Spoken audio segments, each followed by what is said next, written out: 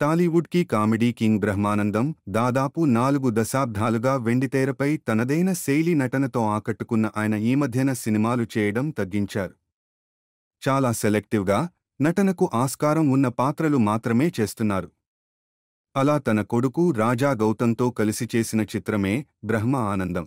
మంచి ప్రమోషన్స్ నడుమ రిలీజ్కి వచ్చిన ఈ చిత్రం ఎలా ఉందో చూద్దాం. సినిమాల్లో రాణించాలని కోరుకునే బ్రహ్మ ఒక మంచి బ్రేక్ కోసం ఎదురు చూస్తూ ఉంటాడు. ఈ క్రమంలో జూనియర్ ఆర్టిస్ట్ నుంచి మంచి నటుడుగా పేరు తెచ్చుకోవాలనే ఆశతో పాటుగా తనకి ఉన్న ఆర్థిక ఇబ్బందులు కూడా ఎక్కువవుతూ ఉంటాయి. ఇలా తనకి ఒక లైఫ్ చేంజింగ్ ఆఫర్ వస్తుంది, కానీ దానికి పెద్ద మొత్తంలో డబ్బులు అవసరం అవుతాయి. బ్రహ్మానందాన్ని ప్రాణంగా ప్రేమించే తారా సహాయం చేయాలని చూసినా అతని సెల్ఫిష్నెస్ బయటపడటంతో ఆ ప్రయత్నాన్ని విరమించుకుంటుంది. ఇంతలో ఓల్డేజ్ హోంలో వాళ్ల తాత మూర్తి తన దగ్గర ల్యాండ్ ఉందని, ఆ డబ్బులు ఇస్తానని మనవడికి మాటిస్తాడు. దానికి కొన్ని కండిషన్లు పెడతాడు మూర్తి. అక్కడికి వెళ్ళాక ఏం జరిగింది?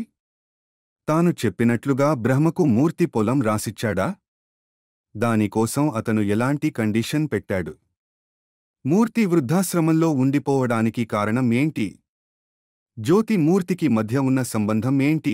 నటుడు అవ్వాలనే బ్రహ్మ కోరిక నెరవేరిందా లేదా అన్నది కథ. ఒక వయసు వచ్చాక వృద్ధాప్యంలో ఓ తోడుండాలని దర్శకుడు చెప్పాలనుకున్న పాయింట్ బావుంది. కానీ భావోద్వేగంగా, హత్తుకునేలా చెప్పడంలో దర్శకుడు తడబాటుకు గురయ్యాడు అని చెప్పవచ్చు. ఇక మొత్తంగా చూసినట్టు అయితే ఈ బ్రహ్మ ఆనందం లో లైన్ బాగుంది, కానీ ఎమోషనల్ డెప్త్ పూర్తి స్థాయిలో కనిపించదు. ఈ సినిమా కొన్ని ఎమోషన్స్ వరకు ఓకే అనిపిస్తుంది.